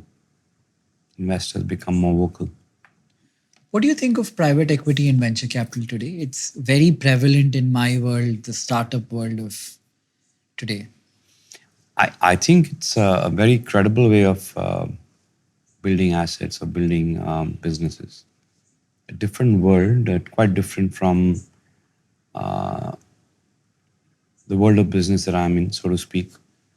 It requires a different kind of skill set almost. But yeah, I think it's a huge source of equity today and capital, and it's a very credible way to grow a business. Do you think private equity and venture funds today are a bit like the money lenders and zamindars of yesterday? I don't think so. No? Um, Crazy why would you terms. connect the two? When I think about it, I feel like that. I mean, I do a little bit of both of those things, but whenever a private equity venture guy invests into your company, they have terms which mean that in case of liquidation, they get their money first. Uh, different clauses that make you share your upside. There's venture debt and a whole bunch of like nuances there. But in many ways, it feels like somebody who made money somewhere. In case of PE and venture, it might be like, I don't know, LP sitting out of America. It might be some endowment fund. It might be some pension fund. Money coming from somewhere, finding a higher rate of return. There's a lot of commonalities between that and how a money lender of yesteryears worked, right? But you sign up to it, right, with your eyes and ears open, so Yeah. it's fair. As you did with the money lender. I think that's a bit of a harsh view on private. You've had a bad experience No, with no, them? I have. I have. We've never raised any capital in anything. No, I think it's a lot of it is about chemistry also, eventually, I think. No, I think you're taking a pretty harsh view on them. Yeah. Yeah. No, I'm not being harsh. I feel like they've serve a very useful purpose of marketing the India story outside of India in order to bring foreign capital into India. And it has subsidized consumption for a lot of people in India. We paid lesser for our taxis, paid lesser for food delivery, paid lesser for so many things, and industries grew in India but on their backs. So I'm not saying it's a bad thing. I'm just wondering if in a certain way, even money lenders yesterday did similar things. I mean, there were atrocities happening back then. These guys are what? They're demanding investors. And like I said, you pretty much sign up to what they're expecting, right? You wanting to you need to align expectations. Um, I mean, but they have their own. You have the laws of the land that govern them as well. So if you're signing up to an agreement that's one-sided, then that's something that you're knowingly signing up to. If you had one chance to redo life today, starting afresh, you're not Kumar Mangalam Birla, but you're just Kumar starting off, and you have X amount of capital, let's say $1 million, what business would you put the money in Today, today? I mean, there are many of them. That's always the problem. That there's a problem of plenty. One. Difficult to boil down to one. You're making bets on paints and jewelry. Jewelry retail. Why? So different reasons. Paints because the industry is moving from being unorganized to more organized. Real estate is looking up after COVID. People want their own homes. The nuclear family setup in India is kind of giving way to the joint family setup is giving way to nuclear families. Aspirational Indian wants their own home. Home is a sense of achievement, a sense of pride. We also have an overlap with the existing cement business in terms of the dealership network, which is one of the key success factors required in something like paints. So all of that gives us a right to win, so to speak. Jewelry retail, because we've been in the retail space for almost 25 years now, so we understand it fairly well, but that's apparel retail. So doing another form of retail is, logical. You then go by empirical evidence of which sector is doing well and for what reason. Jewelry, because again, it goes back to an aspirational India. People want to feel good, look good. There's really only one national level player. You have a couple emerging. Tanishq. But since one of the objectives that we have very clearly marked out for ourselves when we get into a new business is that we want to be in a leadership position, which means number one, number two, at first number three, the foreseeable future. It ticks the sort of box on that one as well. Still 95% unorganized? Jewelry? I don't know the percentage, but it is something, it is a sector that's only now becoming more organized in the last few years, I think. So that's an opportunity. Anything It's else? also the trust associated with the brand. I'm quite surprised. In the first month, we had 1,000 people who came with, their gold jewelry and exchanged it for stuff from our store, which I thought was an interesting insight. So trust obviously plays a very important role in this business. Do you have an opinion on lab-grown diamonds and what's happening in the diamond market? Not really. I mean, I know that the value of diamonds has gone down by about 20% in the last 1 year, which is quite stark. In India too, jewelry doesn't seem to be only investment class of asset. It's also just for aspirational and for the optics of it, which makes it, it's a different business than what it would have been, say, even 10 years ago. But obviously, there's a different market for lab-grown diamonds. And it is growing very fast from what I understand. It's not our space, but it is something that's going to, take up some demand from, retailers of precious jewelry. It's something that you won't explore? Not sure. I think we first need to consolidate here, and it's always an option. What if a young entrepreneur had lesser money? Like say 1 crore rupees or 2 crore rupees and wanted to start a business. Is there an industry you think that has so much tailwind that they should really focus on? So 1 crore is just it's just not enough to start any business in Yeah. today's context. I'd rather just keep it in the bank. What if it was 10 and not 1? I mean, hypothetical, but again, not so much that you can do. I mean, we're talking about in India where, scale is important. How much can you do with 10 crores? You think, what would you do with 10 crores? Me? I can start a jewelry store with 10 crores. Can't I? Jewelry store would be more than that. I think it's about 30 crores. Yeah. Like a large one. Like a smaller one, I could, right? Depends on depends on what's the plan. Maybe a lab grown jewelry, lab grown gold, low value jewelry. Yeah, business, sure. That could be interesting. Right? Like try to build a brand of it. Then scale on the back of the brand. Is that what you're suggesting? Yeah. Like the novelty will be a brand in the beginning, right? Like if I can only make jewelry which costs 50,000 rupees and lower and use lab grown and gold, maybe the affordability. The one thing I feel is broken in jewelry stores is whenever people go shopping, it could be a married couple, it could be, say, a father daughter. The experience of walking into a jewelry store is very overwhelming and daunting because often whoever you're taking there to buy them something can pick something that you can't afford. So if there were a jewelry store with a ceiling, let's say, for example, nothing costs more than 1 lakh rupees, almost like a dollar store, but like in a different way, I feel the experience of going in there and shopping might be less overwhelming. But it can't be sold like a budget thing. So that's almost like a Zudio in the context of apparel. Yeah. I would have to try it out.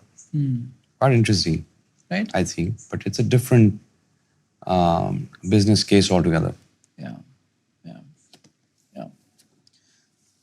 Anything else you think, like advice to young entrepreneurs? What should they do now? Advice to young entrepreneurs, do what you love doing. Keep the passion going. Get together a great team. That's most important. I mean, it's a team that achieves. You can be a good leader, but without a good team, there's not much that you can do, being just one single person. I'd say consistency. Learning agility is very important. There's so much of change in the world today that to stay current and tweak your business model on the basis of what's happening in the world today. How do you change like you did? Like you went from textiles to cement to like trying jewelry and paints today. These are all like completely different things. Even someone like us, like, if we've been doing broking and asset management for a bit or lending, we don't find it in ourselves to be able to change. But people like you, intergenerational families who pivot so easily, what are you doing that we are unable to do? No, I'm not sure you're unable to do it. It's just that you haven't maybe reached that situation. It is, it does cause you to stress, need you to stretch more. But I think there's also a sense of excitement around that. So as India is growing up or grew up, new spaces opened up for private enterprise, right? For example, financial services is a case in point. There was a point in time, I think, around 95, 97, when the AMC mutual funds started to open up for private sector, then insurance, like that. So you don't want to miss that opportunity. So on and so forth. Even with retail, at the end of the day, there is a trend at least national level, if not international, that you are hooking up to. It's also a call on whether you want to be a conglomerate or, one or two businesses. And we took a call very early on. I did. That we've grown up being a conglomerate and we have strengths in running different businesses. and doing that successfully. And that's what we'd like the future paths to be like. If I can ask you a very personal question, how do you know it is the time to pivot? What do you feel in a certain business? In a certain, Business. I think you get a sense that now this business is mature enough. It's because you've been, you're sort of growing with the business. Your own understanding of the business, gets deeper and deeper. It's a feel, it's an instinct. I think an entrepreneur's instinct is a huge factor in this. So when you feel a business is mature enough, you pivot and you put your energy behind the new thing. And how does the old ship keep sailing?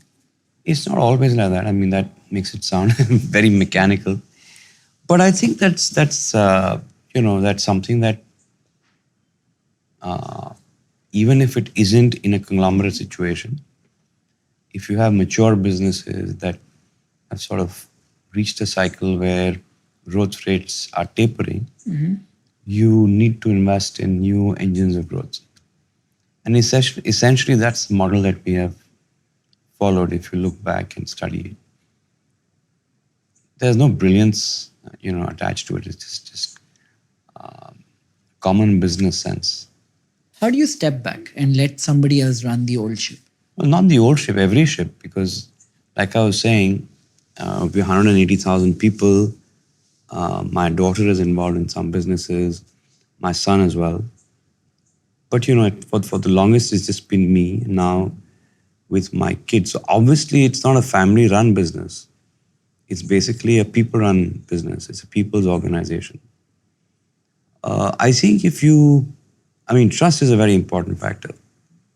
That there's something in your DNA which must allow you to trust people. You also then obviously need to choose the right people, and there's some method there. I think if you have ambition, like in '95 when I started out, I had ambition and I had limited experience. My father had just passed away, and logically, the only way I could build bandwidth, and that stays true even today, was by getting people with more experience on board and with different talent skill sets that we had in the organization.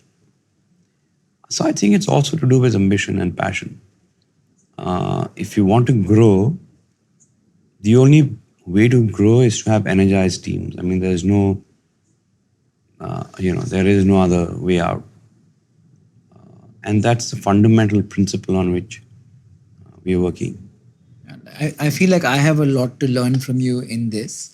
Is there something you look for in people when you're doing this pivot? From the people you're hiring? Is there something in So particular? there's two kinds of people. Those who've grown up in the organization. So I have about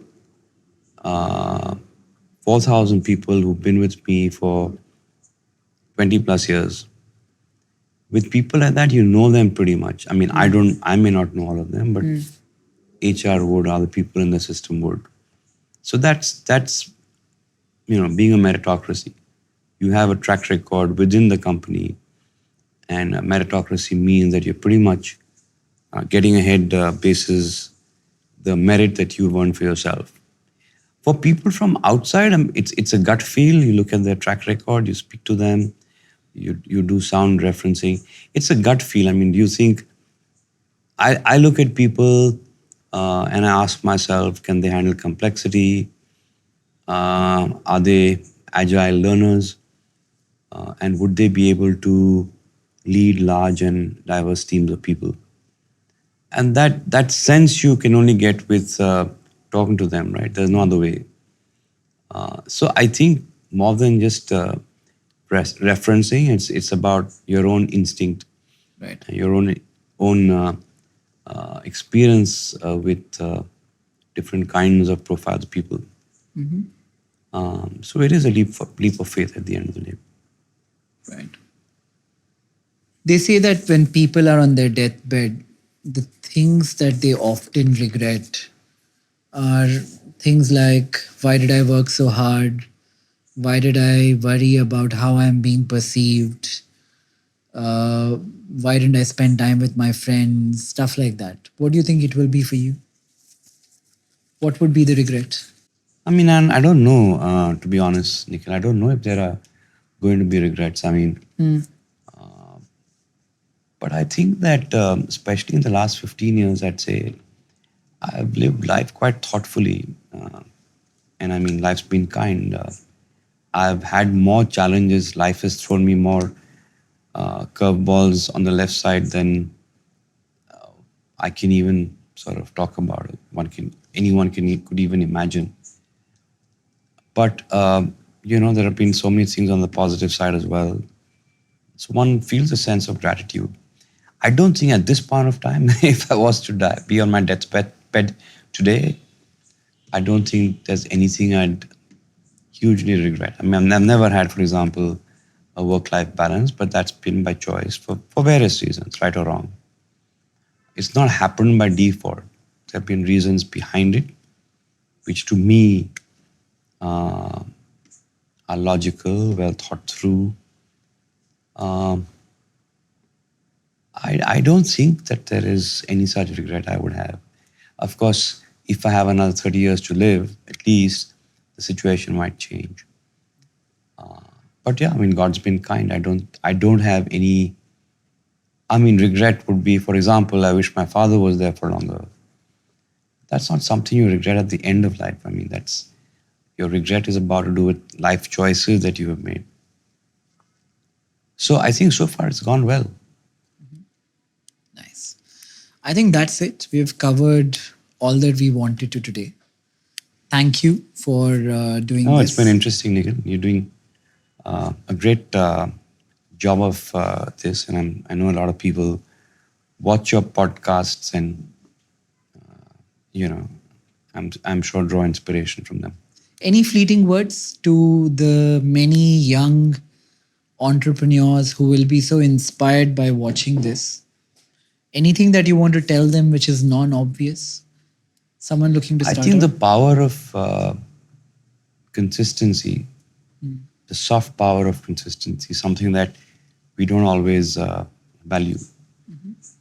That's, in my experience, very important. As you grow in your careers, you start to realize that it's good to know that early on. Nice. Thank you so much for doing this Thanks, and Nikhil. taking It's the time with us. been a pleasure. Thank you. Thanks, guys. Thanks, everyone. Is it okay? Yeah. We shot quite a bit, huh? You're quite an intense guy, yeah? 3.5 hours. But it was good, I think. आप हर चीज पे नहीं. think so much. Wow, Nikhil.